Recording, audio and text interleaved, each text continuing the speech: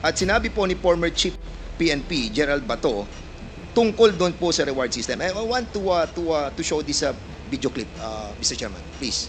Alam ko po na nabanggit ng Pangulo na magkakaroon ng pabuya ang mga magbibigay ng leads tungkol doon sa mga huhuli natin dito sa droga. Alam ko na humihingi ang ating Office of the President ng mas mataas na budget. Nakausap ba kayo diretsyo ni Pangulong Duterte ukol sa pabuya kung ito nga ba'y 2 million sa bawat madadala ng ating mga kababayan na mga drug pushers? Kasama po ba ang mga pulis dito sa pabuya? Sir.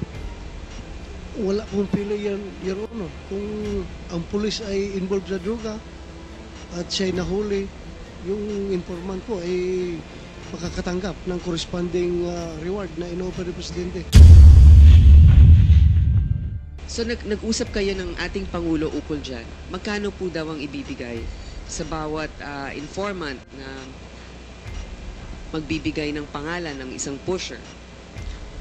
Meron kasi siyang ibang, kasi busy na ako masyado sa aking trabaho, Your Honor. Sabi niya, meron siyang assistant na magti-take charge diyan sa pagdi-distribute. Basta ang last na sabi niya sa akin is 5 million yung drug load talaga. Yung malalaking drug load, 5 million ibibigay niya. So depende dun sa kanilang anatomy kung saan yung mas mataas. Mas mataas. Pag sa baba, mababa. Ang gusto ko malaman, yung pulis mismo, sa sibilyan, maaaring 5 million. Sa pulis din ba, makakatanggap sila pag sila ang nakapagtukoy? O dahil kasama yan sa kanilang sinumpang tungkulin, iba naman po ang maaaring ibigay sa kanila?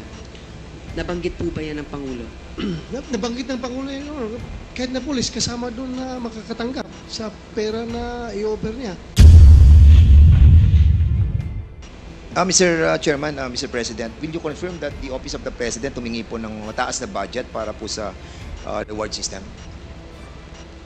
Sir, can you kindly use the mic, please? Will you kindly use the mic, please? That's correct. Ngayon po, ang susunod po na magtatanong ay si Congressman Dan Fernandez. You have 10 minutes. Thank you, Mr. Chairman. Magandang umaga po, Mr. President, at sa lahat po ng mga resource persons who are here today. Magandang umaga po. Mr. Chairman, Mr. President, sa inyo pong campaign promise, nasabi na po natin na 3 buwan, 6 na buwan po yung ating pong pangako, pero umabot po ito ng 6 na taon. At dito po sa 6 na taon na to ay naganap ito pong mga allegation of the extrajudicial killing. Sa isang press con po na napanood ko po ay nabanggit nyo po yung reward system na binabanggit nyo po yung 3 milyon para po doon sa eradication ng drug lords.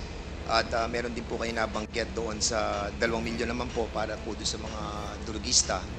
At meron din po kayong binanggit doon na second echelon na almost 1 million. Ito po ba ay totoo, Mr. President? Correct. I was fighting the drug war.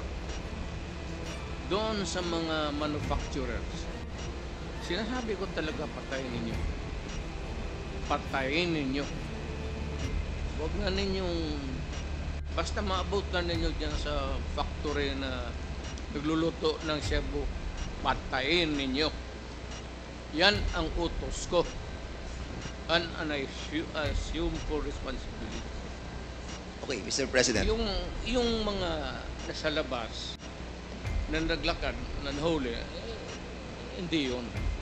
At yung actual nasa factory, sabi ko, ubusin nyo lahat. Lalo na yung mga aliens. And this happened in my city And in other cities in the Philippines. you take full responsibility for this, Mr. President. I will go to prison for that, Mr. Sir. At yun po ay in terms of policy, yun po yung inyong sinasabi. Ito po yung polisiya ng ating gobyerno, and that's the reason why ito po yung inyong pinaninindigan. Correct, Mr. President? Isahin ko na lang, and I will not repeat it. I did it as a matter of principle to protect my country. That is the long and short of it. Kung anong tanong man ninyo. Mr. Chairman, recently lang po, si PNP Chief Marbil ay meron po siyang interview dito po sa, can you kindly show yung GMA News Online number 12.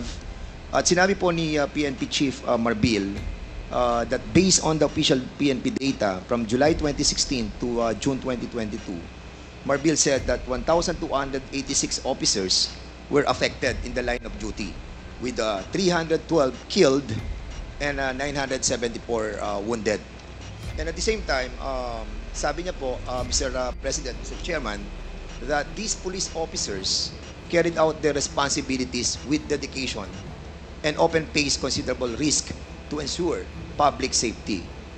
Many officers endured not only physical harm, but also found themselves entangled in legal and administrative challenges. 214, Mr. President, na mga officers ng PNP faced 352 criminal cases during this period. And according to him, that while the promise of support was made, many officers continued to face consequences largely on their own. Dinagdag pa po niya, Mr. President and Mr. Chairman, that 195 officers were dismissed over the period of 6 years. There are also 398 cops facing dismissal for various reasons. More than 20 police officers are currently in detention right now, Mr. President. The PNP chief said that numbers remind us that the impact of the anti-drug campaign was deeply felt by our police force as well. He noted that even as former President Duterte publicly committed to supporting those enforcing the campaign, he said there is no official record that these commitments were fully realized. I was not asked even for a minute So, to Mr. tumulong and for what a particular purpose. Then I will now make this promise. I will start a fund sa protection ng mga pulis. I'm putting up 1 million. Paghahanap ako, meron akong 1 million. Hindi ako kung meron million lang, bubula ako, sabihin ko wala. Mr. Chairman, I'll start. yeah, But I'll raise a fund para tulungan yung mga pulis. Mr. President, And I will personally appear in court. Ako mismo ang Mr. mag-defense counsel nila.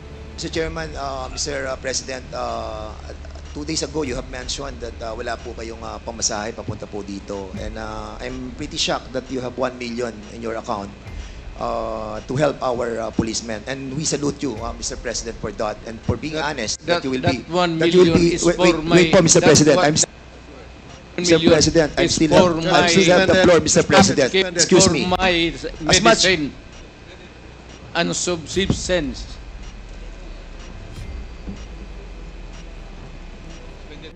No, suspended tayo, suspended.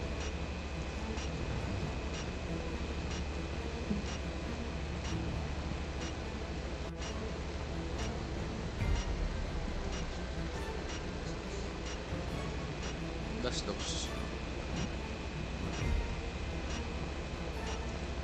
Hearing resumed. Again, let me remind everybody to please calm down. Let the person talking finish his sentence first before you interject. Okay? Yun lamang po ang aking paalala sa lahat. Mr. President, Mr. Chairman, yung pong 1 million na ipagkakalob po ninyo will go a long way. And we are very thankful because marami pong mga officers po natin, mga kapulisan po natin na natanggal na po. As a matter of fact, to be exact with that, Mr. Chairman, 195 officers na po itong na-dismiss. Nasira po ang kanilang buhay, nawalan po sila ng trabaho, they were humiliated, their dignity was lost, and Mr.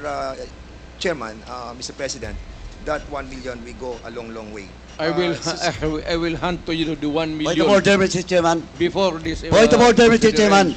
What is the rule that was violated? What is the point of order of Congressman The Paduano? former president is speaking without the recognition of the chairman. And please, Mr. President, former president, you know the rules. It was read by Chairman Acop. And being a former congressman, you know the internal rules. Let the members of this committee finish the question before answering. That's my first point of order, Mr. Chairman. And I hope the former president understand. Nakalimutan The rules. ko na yun. Yung rules na yun. Oh, now, I now want you. Hindi Pinapaalala ko po. I'm not, Now again, I am Mr. not- Chairman. Chairman, Hearing suspended. the former president is Hearing speaking. suspended.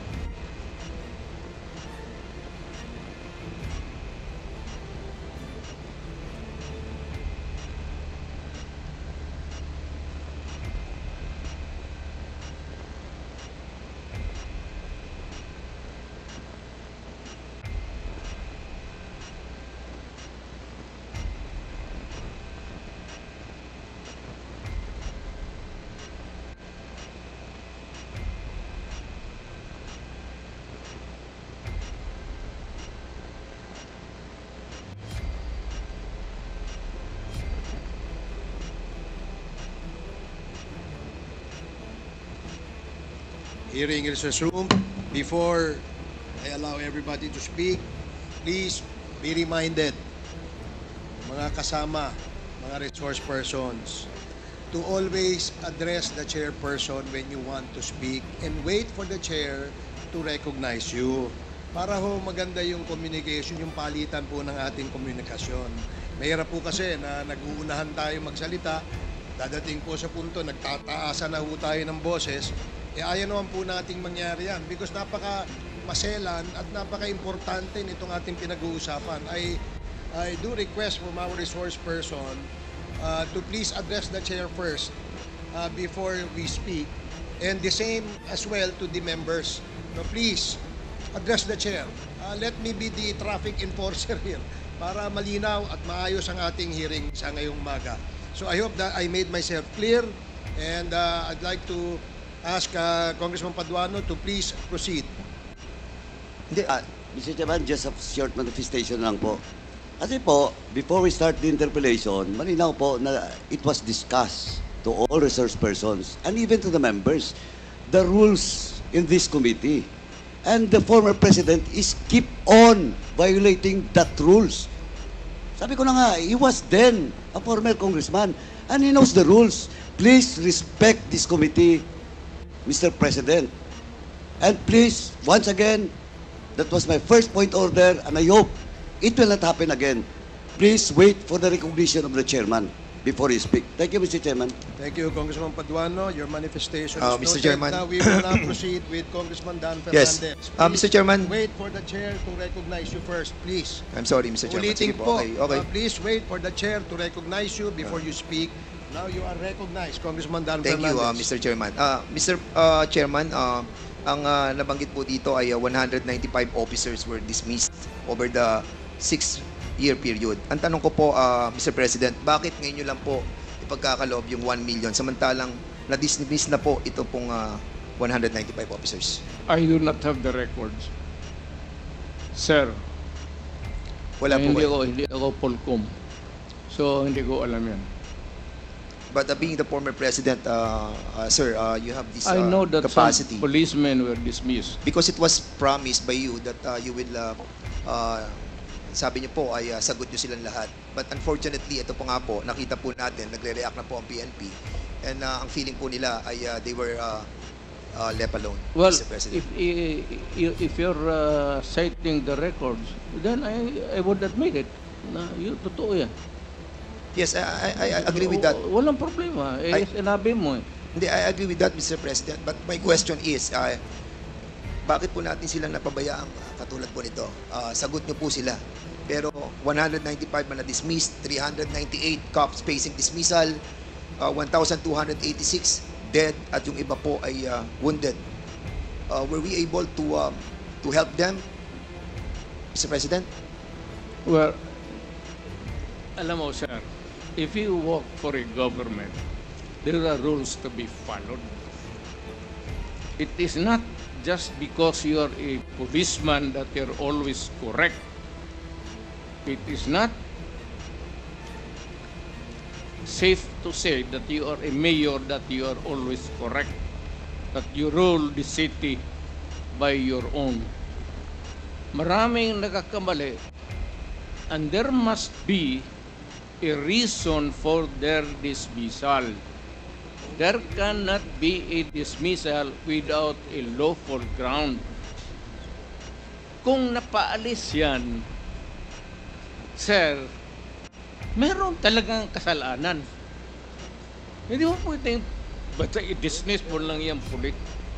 But Mr. President, you Pero ako, pro-police talaga ako. Yes. Pinoprotektahan ko talaga ang pulis. I understand, Mr. President. But you made the promise, Mr. President, that sagot nyo sila. Sagot ko. And yun po ang problema natin, Mr. President, Mr. Chairman, that after 6 years, ngayon lang po tayo magbibigay ng tulong para po sa kanila. Hindi. The record will show, Mr. President. Hindi mo, yan ang record. Hindi, walang record ng bigas, pati pera No, Mr. na President. binigay ko What sa I'm trying to pamilya say, nila. the record will show that wala pong tulong natanggap ang lahat ng ito. Hindi po ako nagsasalita nito, Mr. President. Ang nagsasalita po nito ay si Chief PNP Marbil. Alam mo si Marvin, you remind him, hindi nakalista yung mga bigas na binigay ko sa mga pamilya ng polis, pera, enrollment ng mga bata. Hindi nakalista dyan. You Mr. remind that Marvel to Mr. President, use your... ang binabanggit po natin dito ay tulong na legal. Huwag kang Doon sa- maniwala dyan kay Marvel. Wala ka dyan. Okay, we will be... but, sige po, punta po tayo sa susunod, Mr. President. Mr. President, Mr. Chairman, I would like to show a video. And later I'll be asking the former President to answer some queries from this representation. Hindi. Sandali lang. Yes, I'm sir. not trying to be smart, Alec. I'm sorry if I'm overdoing. Hindi, it's okay po, Mr. President. No problem po. It's not really, hindi ko sinasadya yun. Opo. I respect I was once a member of Congress. Medyo emotional lang kasi ako basta sa crime na talagang galit ako sa kriminal. We understand that po, Mr. President. And thank you for that. Pakita lang po natin yung video, Mr. President.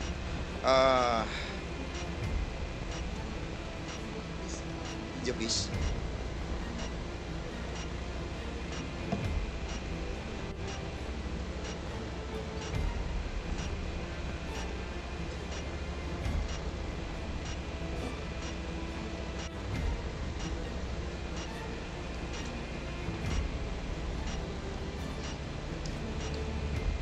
Mr. President, noong August 23, Bago ako 2016, wait. Noong August 23, 2016, doon po sa Committee on Human Rights and Committee on Justice, binanggit po dito yung reward system. At sinabi po ni former Chief PNP, Gerald Bato, tungkol doon po sa reward system. I want to show this video clip, Mr. Chairman, please. Alam ko po na nabanggit ng Pangulo na magkakaroon ng pabuya ang mga magbibigay ng leads tungkol dun sa mga huhuli natin dito sa droga. Alam ko na humihingi ang ating Office of the President ng mas mataas na budget. Nakausap ba kayo diretsyo ni Pangulong Duterte ukol sa pabuya kung ito nga ba'y 2 million sa bawat madadala ng ating mga kababayan na mga drug pushers? Kasama po ba ang mga pulis dito sa pabuya? Sir. Wala pong pili yan, Your Honor. Kung ang pulis ay involved sa droga at siya'y nahuli, yung informant po ay makakatanggap ng corresponding reward na ino-offer ng Presidente. So nag-usap kayo ng ating Pangulo ukol dyan. Magkano po daw ang ibibigay sa bawat informant na magbibigay ng pangalan ng isang pusher? Meron kasi siyang ibang, kasi busy na ako masyado sa aking trabaho, Your Honor. Sabi niya, meron siyang assistant na magti-take charge diyan sa pagdi-distribute. Basta ang last na sabi niya sa akin is 5 million yung drug load talaga. Yung malalaking drug load, 5 million ibibigay niya. So, depende dun sa kanilang anatomy kung saan yung Kung mas nasa mataas. taas, mas mataas. Pag sa baba, mababa. Ang gusto ko malaman, yung pulis mismo, sa sibilyan, maaaring 5 million. Sa pulis din ba, makakatanggap sila pag sila ang nakapagtukoy? O dahil kasama yan sa kanilang sinumpang tungkulin, iba naman po ang maaaring ibigay sa kanila? Nabanggit po ba yan ng Pangulo? Nabanggit ng Pangulo yun, kahit na pulis, kasama doon na makakatanggap sa pera na i-offer niya. Pero sa amin naman, internal, meron kaming ibang reward system, di ba? Meron kaming, bibigyan kami ng awards. O kung talagang meritorious, pwedeng meritoriously promoted yung tao, mapopromote. Meron po kami sariling sistema. So sa dami ng mga hinuli, meron na bang nakatanggap ngayon ng pabuya? I presume, meron na, Your Honor. Hindi ko lang po inaalam dahil hindi ko nakikialam dahil money matters yan. O sige po. Direkta na kayo kung saan kayo pwede mag-claim. Hindi dumadaan sa akin. Siguro maganda din na anong tanggapan sa ating gobyerno ang nagdi-disperse niyan? OP? Tanungin ko po si Presidente, Your Honor. Siguro pwede tayo makahingi niyan. Kung meron ng nabigyan, siguro kung ito'y makakasama sa kanyang kaligtasan, maaari namang executive lang ito, hindi na natin i-release. Meron pong gustong Mr. Chairman, Mr. President, will you confirm that the Office of the President tumingi po ng mataas na budget para po sa reward system? Sir, can you kindly use the mic, please? Will you kindly use the mic, please? That's correct. So, You have to spend money for operations, for intelligence. Alam mo, sir, if I will be allowed to explain, ang isang pulis, at magtanong ka dito after this proceeding, magpunta ka ng anong istasyon, ang pulis, hanggang sweldo lang yan, pati equipments, office material. Pero sabihin mo yung pulis na may sariling fund for an operation day-to-day to follow up cases sa mga criminals, wala, sir. Magtawag ka ng isang pulis dito ngayon. Magtanong ka, pagkatapos dito. yun po ba, Mr. President? Kailangan, Go ahead, sir. Yeah, Go ahead, yeah. sir. No, go ahead, sir. kailangan punduhan mo talaga ang pulis. Lalo na if there is a serious crime, kidnapping, ikaw talaga ang pipinance niyan. Walang pera ang pulis na mag-follow up kung saan dinala yung victim, kung they have to spend money or else you end up with nothing. And sometimes pag yung time limit na binibigay ng kidnapper hindi na masunod, pinapatay nila. That's why it's a race against time. Kaya ako, pagka ganito, bas kung na presidente ako, pag yung mga may kidnapping, ako talaga ang nagbibigay ng pera. At ang order ko sa kanila, sir, nandito na lang rin tayo, pag nahuli ninyo, patayin ninyo lahat. Huwag ninyong dalhin sa Mr. pupunta ng presuhan niya, papakainin ko pa yung mga... Mr. President, thank you so much for refraining yourself from speaking bad yeah, words. sir. We appreciate that. No? Nakikita po namin na talagang pinipigilan nyo ang sarili nyo. Takot ako sa inyo, sir. Hindi po, sir. Natutuwa po kami dahil nga nagiging maayos po yung ating Totoo. usapan po, sir. Sir, kasi po may... Sweating hands, oh. Takot talaga ako sa inyo. Kami rin po, malamig din po kamay namin dahil Mr. President, medyo nabanggit din po dito ni General Bato during that time that siya po ay tinatanong ni Senator Grace po na sinasabi na sino magdi-disperse doon sa Office of the President. At may sinasabi po si General Bato, sino po ba yung sinasabi na assistant na magdi-disperse po ng pera para sa reward system? Yes. Sino po, Mr. President? Hindi ko na sinong kahiro doon. Kasi may sinasabi po si General Bato na tao na magdi-disperse ng pera from the office of the President? Sino po yan, Mr. President? Hindi ko na alam talaga kung pagka ganung police operations, actually it's an official it's not a hidden item there. Kunin mo doon sa kahira sa baba na kahit police operation Mr. President, lahat naman yan police operation. It cannot be funded by it cannot be a police operation cannot be funded by private money. That is not allowed by law.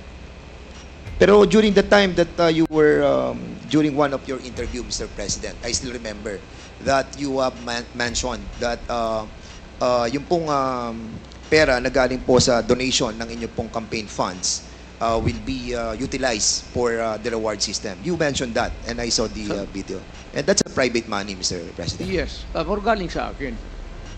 Hindi na private money. Kasi natanggap ko yan. Ano na ako nakahawak ko na the money I was holding was already when I was in the official na ako. But in accordance with the rule of COMELEC, yung excess money po na ginagamit po natin sa kampanya must be returned back to the COMELEC, Mr. Chair, to the donors, Mr. President. Maniwala ganyan. Hindi, yun po sinasabi ng COMELEC, Mr. President. And yun po yung batas na atin po dapat sundin. Tanungin kita, sinong kandidato nagsauli? Mr. President, you cannot ask question. We will be the one asking question. That's why I said, Kasi po kami po, pag nakakatanggap because po, it Mr. President, I is still have the floor. incongruous. Mr. President, kasi po ako pag nakakatanggap, kakaunti lang po yung nabibigay sa ating donation. So kulang na kulang pa po. And we believe that you have mentioned that excess money was utilized for the reward system. Is this true, Mr. Public President? interest. To protect public interest. Kaya nga po, Mr. President, Yes. na-utilize po yun. Yung sa, Yes, correct. Thank you, Mr. President.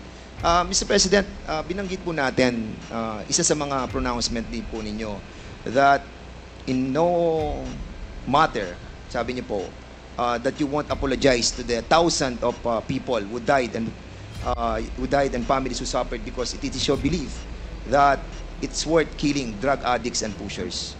Dahil nga sa sinabi niyo rin yung don't destroy my country because I will kill you. Nabanggit niyo po ito, Mr. President. And Correct. would you also agree with me, Mr. President, that there are so many forms and ways how to destroy a country? Again, sir? There's a lot of ways to destroy our country. Is it correct? There's a lot of ways, Mr. President. Maraming paraan para wasakin po ang ating bansa. Oh, of course. Di ba? Hindi lamang po ang pagsugpo sa illegal drugs. As a Yes. matter of fact, Mr. President, Rebellion. yes, correct. Yung pong tinatawag po nating economic saboteurs, yung pong mga sumisira ng ating kalikasan, yung mga nagpapasok ng mga illegal, yung mga smuggling sa ating pong mga costume, yung pong mga droga na pinapasok, yung mga illegal na bigas, yung pong mga asukal at iba pa.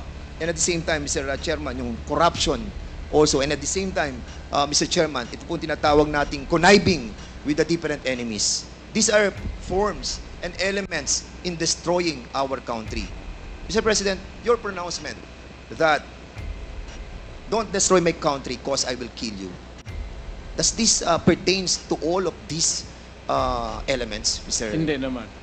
Sir, I was really particularly worried because yung droga kasi ang target yung mga bata. Hindi tayo. Ang droga na distribute dyan sa mga high school, dyan sa mga ano, kung ang next generation ng Pilipino puro durug, puro bangag,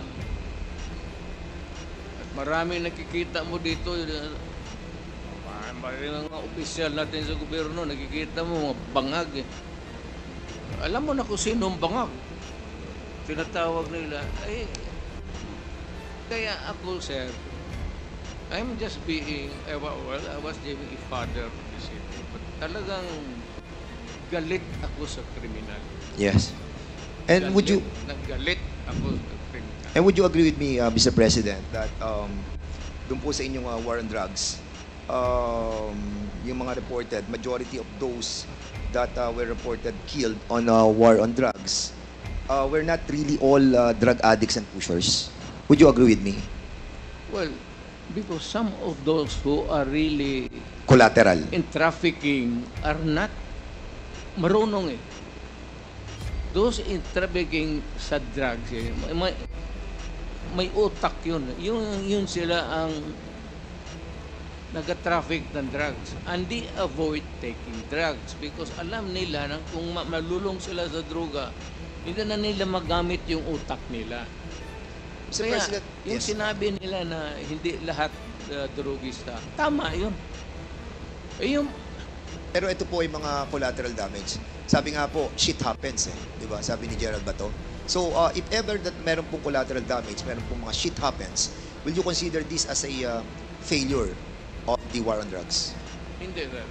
I would say that it was a maybe unnecessary death, but a collateral damage is recognized, if not, hindi naman sinasadya.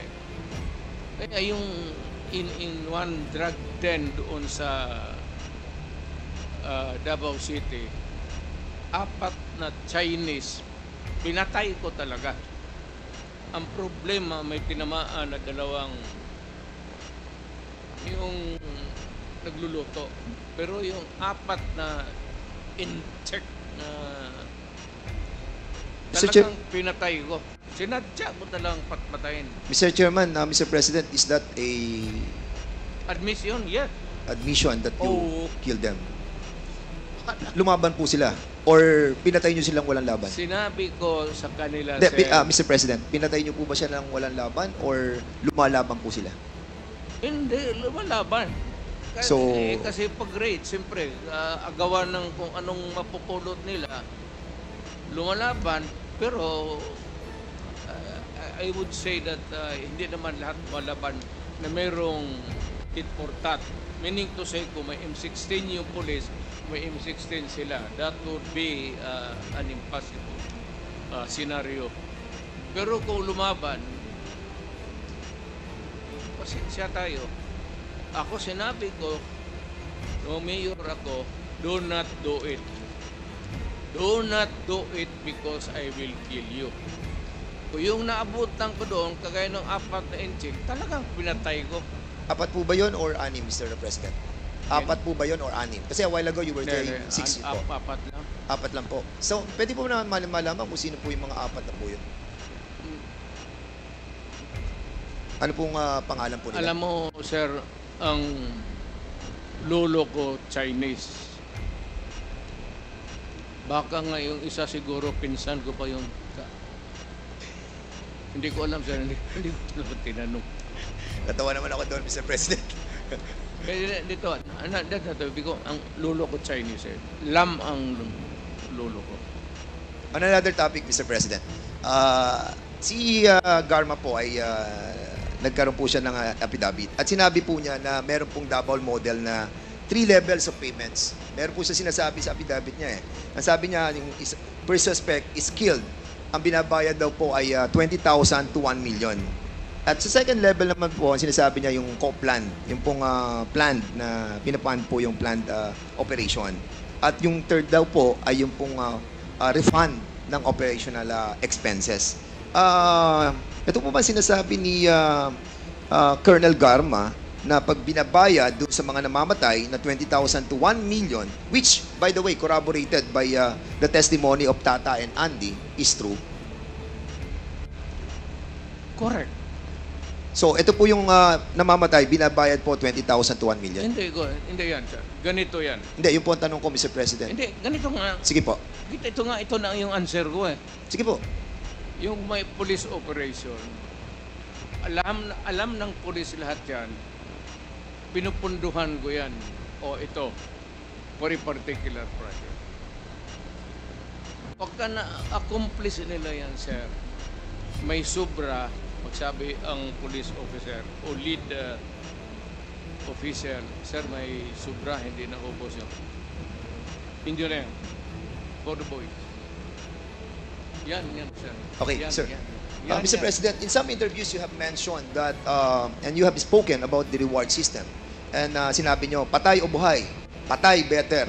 Buhay, okay lang. Correct. Yes, so ibig po sabihin ay mas okay sa inyo kapag patay. Mas maganda kung patay, sir. And that's the reason why we are trying to encourage our citizens to kill all those addicts. No, not addicts. To kill the criminal. Not addicts, because addicts are victims of the criminals running the drug syndicates. Mr. Mali yan, sir. Mali Mr. yan. Mr. Mali President, yan, kasi there is a report na nagsalita po kayo noong July 1, 2016 that was covered by The Guardian. At sinabi niyo po dito, if you know of any addicts, go ahead and kill them yourself, as getting their parents to do it would be too painful. I am talking of the drug manufacturers and drug dealers. That is So mali po I to. don't know who wrote it. I am not bound by it. Huwag mong ano yan, sir. Hindi ko trabaho yan.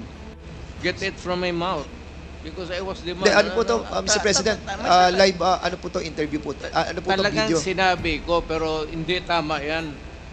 Nasa video po, Mr. President. Sinabi hindi addict, sabi ko drug dealers and drug pusher.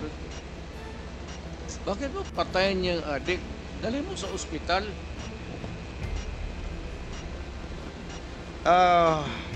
It's common sense.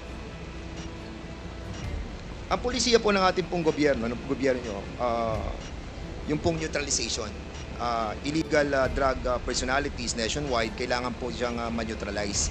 And as a matter of fact, ito po ay issued ng Memorandum Circular Number 16-2016.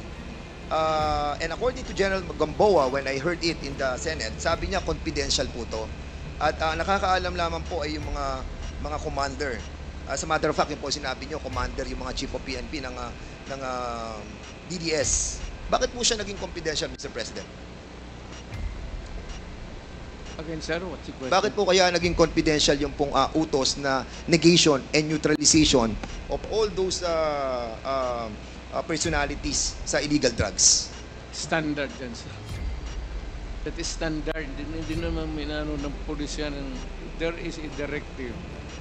It is confidential. And if there is a list, it cannot be made public. Not even shown to anybody, pati sa yung mga Kasi Mr. President, connected kung to the negation news. and neutralization, alam naman po natin, according nga kay Chairman Abante during our discussion, na ang meaning po ng negation ay patayin, neutralize, patayin. So, is there really an intent to hide this and make it confidential in order the lower ranks ng ating No, kapulisan na hindi po malaman Wala yung inyong akong- kautusan? I will admit na ang order ko yung mga drug manufacturers, pati yung mga big time drug distribution, patayin. Hindi ko, I will not deny it. At kung ako mabalik ako pagka-mayor, tublahin ko yun. And I want to make it clear, Mr. President, Mr. Chairman, that nung panahon po ng ating pong Pangulong, dating Pangulong Rodrigo Roa Duterte, meron po tayong 210,000 na mga kapulisan. And during that time, kung titignan mo yung mathematical computation, if ever na nagkaroon po tayo ng 20,000 na killed during that time, ay kung magkakaroon po tayo ng ratio na 1:1, ay sasabihin po natin that majority of the members of the PNP ay hindi naman po na-involved dito po sa war on drugs. Would you agree with me with that, Mr. President? Yes, sir. Mayroon kasi yung mga drug enforcement units na sila. Sila lang po yung na-involved. Not all policemen, any police department of a city or a province are dedicated to the drug operations. Meron talaga yung unit, sir, hindi lahat. There's the anti-smuggling, anti-narcotics, ganun, may especially. Thank you, Mr. President.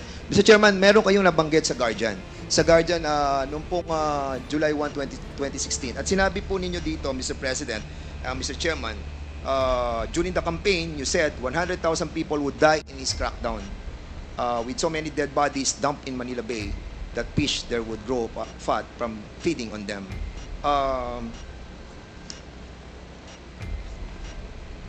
And out of that 100,000 that you have mentioned, ang reported lamang po na namatay ay almost 20,000 to 30,000. So, were you Kulang. disappointed on this, Mr.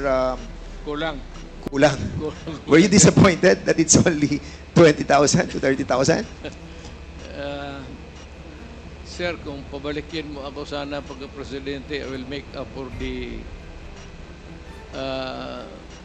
yung kulang na ano. Kawawa naman po yung mga pamilya, Mr. Well, Mr. President. Actually, marami po mga look, napatay sir, na hindi po nabibigyan ng hustisya, and I think this is thi- not a this laughing is- matter, Mr. this is Chairman. this is my message, sir. Yes. Pagka pumasok ka sa droga, pumasok sa krimen, iyo yan. But- iyo yan. Yes, but Mr. President, you manifested. And Yes. they heard me say that do not do it because I will kill you. Yeah, but you manifested a while. Narinig Yes, nila Mr. yan, I understand po. You manifested a while ago that those that were killed during the war on drugs were not all addicts and high-value targets. Iyan ang Kaya hindi po nagmamatch yung... that would be a matter of mathematical ano, sir. Hindi lahat talaga tama ka. Okay. It could not be na lahat durugista or even connected with drugs. And because of this pronouncement, Mr. President, because you have mentioned of the reward system, doon po sa nabasa kong sa news, and if I may, police were outsourcing extrajudicial killings to the same vigilante gang they accused of murder. Officials of the PNP, andyan po, kung mababasa po ninyo, coordinated with vigilantes, selected targets to credit for murders, and on occasion paid for assassinations in the name of the war against drugs. So in other words, Mr. Chairman, because of this war on drugs na pronouncement po ninyo, yung pong anti-drug vigilante group existed because of this tinatawag po nating outsourcing ng mga pulis. Like what happened, Mr. President, nung kami po ay nag-imbestiga dito na si Colonel Santi, who testified under oath and made an affidavit na sinasabi po niya na nag-hire po sila ng killer para po kay General Barayuga. At binayaran po nila ng 300,000 pesos. Will you agree with me, Mr. President, that General Barayuga was a victim of extrajudicial killing? I'm sorry, sir. I'm not. Wala talaga akong maisabi dyan. Hindi ko alam ano sinasabi mo. This happened, Mr. President, during your time. Yeah. But you don't know what happened to General Barayuga? Wala akong Mr. Chairman, kasi po panahon po ninyo to nung mamatay si General Barayuga, and it saddened us kung hindi po natin alam kung ano po nangyari doon sa kaso yun. Yan ang problema eh. Gusto ko rin malaman kasi it was during my time. I am as much interested as you. Kasi Mr. President, General po to. Pero yung utos ko, Opo. inaamin ko, Na ano po? walang problema yan. Hindi nyo po ba inimbestigahan itong tungkol kay General Barayuga? Wala akong nakialam dyan, sir. Kindly wrap up. Kasi po, Mr. Yes, Mr. That is a personal, maybe, I do not. Kasi po si Wala akong na magpatay ng general. Kasi po, ito pong si Colonel Hector Grijaldo na siya pong nag-aakusa sa amin that kami daw po ay pinuwersa namin siya, kinuors namin siya, hinaras po namin siya. Siya po ang chief of police ng Mandaluyong when this murder of General Grijaldo happened. General Barayuga happened. And that's the reason why we are asking about kung nalaman po ninyo itong kasong to, Mr. Wala, sir. Sino yan, sir? Sinong suspect?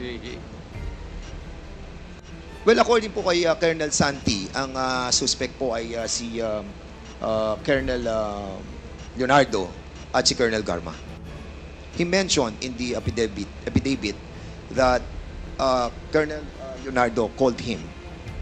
Kaya nga po, tinatanong po namin sa inyo kung nalalaman po niyo yung kaso niyo. I do not know. There should be cases by now. There should be a case filed by now. Kung ganun, lalo na general. So, anong ginagawa ng police pati military niyan? They should be more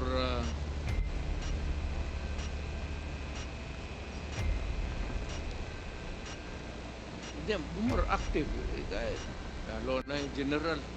Okay po. Mr. Chairman, Mr. President, merong pronouncement sa Philippine Daily Inquirer written by Marlon Ramos, Robert Dehon, noong October 14, 2016. And De Lima called mother of all drug lords.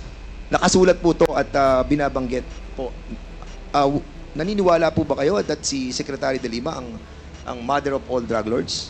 Who said it, sir? According sa report ay mga tao po natin sa Malacanang ay Sino, si sir? Director Ruel Lasala and Reynaldo Esmeralda, former NBI officer in charge ng Department of I Justice. would like to congratulate them for making this statement. Secretary De Lima, would you agree with the statement of the former president that you are the mother of all drug lords?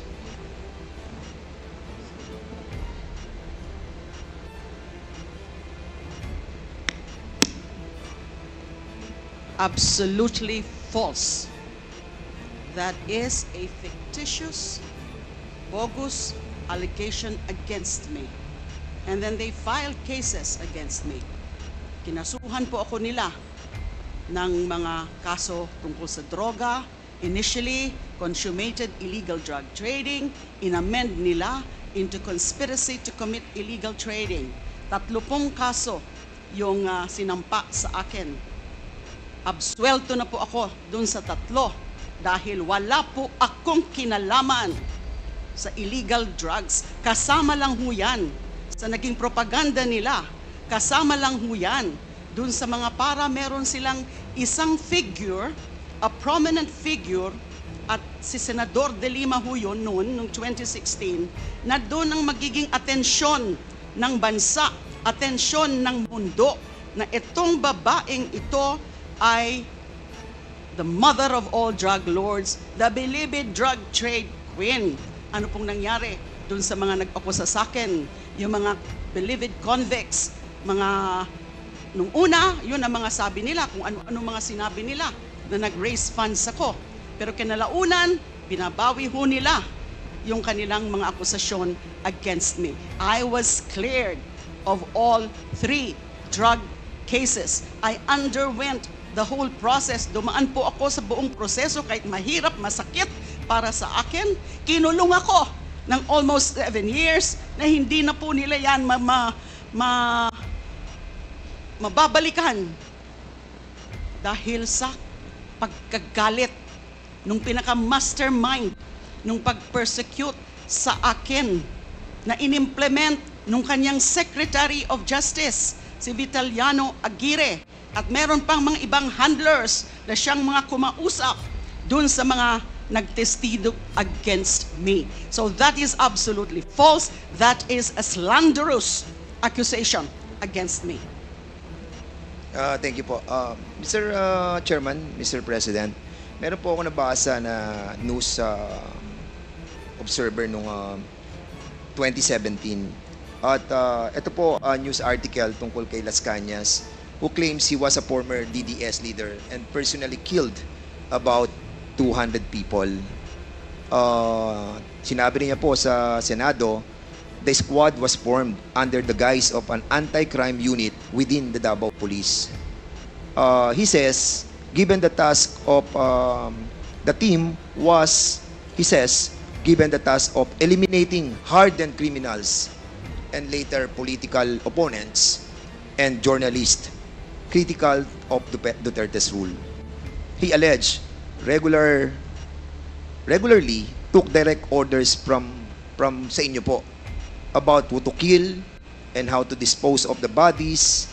Las Cañas claims those shocking words: throw them in the ocean or in the quarry, bury them, make sure there are no traces of the bodies, were spoken by Duterte at one of the dozens of alleged meetings with the DDS.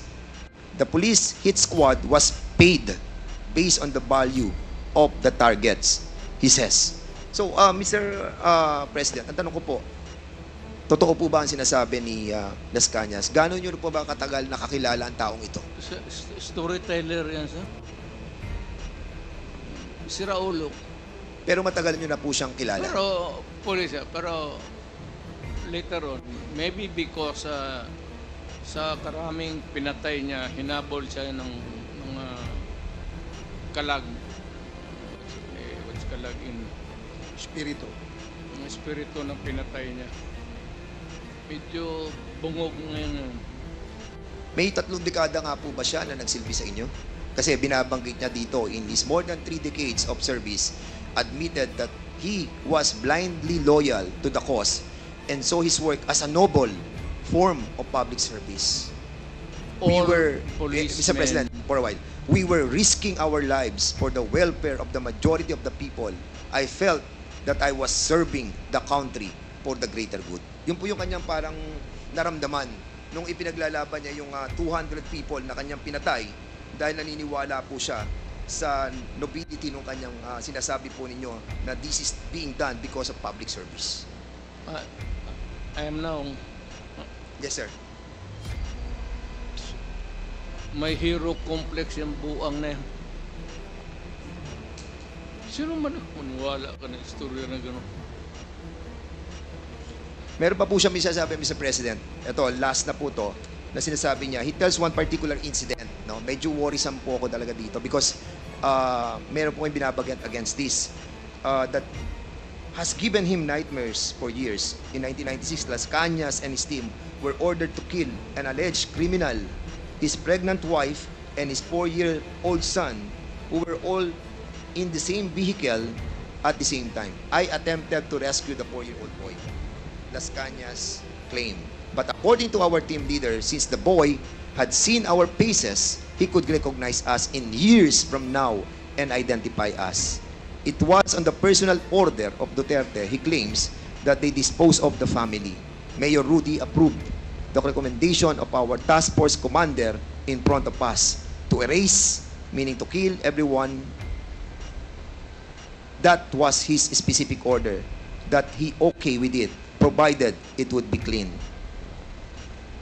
Sir, medyo matastas ito lang ko, sir.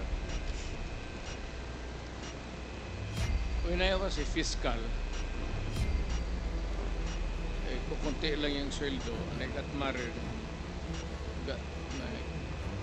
asawa ako, got pregnant, asawa ko, nanganak ako. So, short yung income ko. Nagturo ko ako to augment my income sa Police Academy sa Davao City for about almost 7 years while I was a prosecutor. Wala akong tinuro na ganun sa kanila. By the book, at hindi naman ako gabong hipokrito na magsabi sa kanila, ito ang gawin mo, tapos pagdating doon, sabihin ko sa kanila na iba ang gawin. That's a very complex thing to do kung ako ang tinutukoy mo sa pangyayari niya. I cannot imagine myself of teaching criminal law sa Police Academy doon. Pagkatapos, iba ang sabihin ko sa kanila sa likod. Mr. President, if I may, no? Sinabi rin po ni Las Cañas dito that kayo raw po yung Lord of all drug lords. Ano pong masasabi niyo po dito? Ano po? Kayo daw po ang Lord of all drug lords. I cannot. Ikaw, alam mo man ako, sir. Papabili siguro ako ng mga aspirin, gano'n. Pero, Paki-explain po properly, Mr. President. Hindi po namin masyado maintindihan. hindi ako dadating ng pagka-presidente, sir, kung gano'n ako. Sir, can you kindly tone down your voice? Oh, yeah, yes.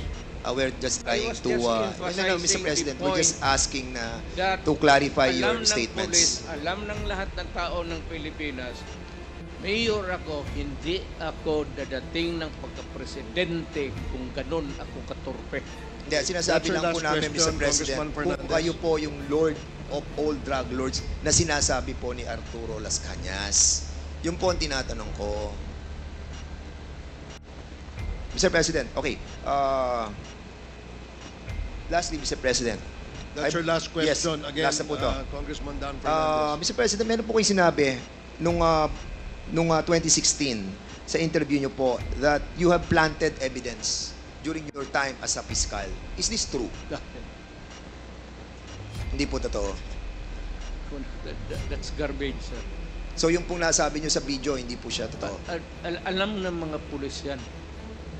Yung planting of evidence. Di talaga ako. Kasi Mr. President, yung po yung napanood ko at sinabi nyo po kasi. Kaya kami naman po ay, we are basing on the video that we have seen at nakita po namin yung sinasabi nyo na nagpa-plant po kayo ng evidence and we wanted to find out. Kasi yung pronouncement nyo po was construed by the members of the PNP organization that they can do freely the planting of evidence. That's illegal. And I said I was teaching them criminal law. Yeah, but the problem, Mr. Criminal President, is evidence. your announcement or your pronouncement that you have done that, yung sa planting of Kung evidence. hindi yan sa libro, sir, na tinuro ko, hindi totoo yan. Siguro, ipakita lang po natin yung video. Yung last na po to para at least days. We planted evidence. We arrested persons, but we released them. But telling him that it was this person who squealed on him. And then we, when he goes out but killing, then we said that it was this fellow who really did it, who did you in. We first planted the intrigues so that we would know where they were from, where they came from. It was not until I was the favorite whipping boy. So, Mr. President, hindi po totoo yung nasa video po. Ano po, Mr. President? Totoo yan. So, nagpa-plant po talaga kayo ng evidence? Well, that was a part of the strategy as a mayor and as the leader of the law enforcement agency in the city. Thank you, Mr. President. At maraming po salamat, Mr. Chairman, and I'll be yielding back my time. Salamat, Congressman Dan Fernandez.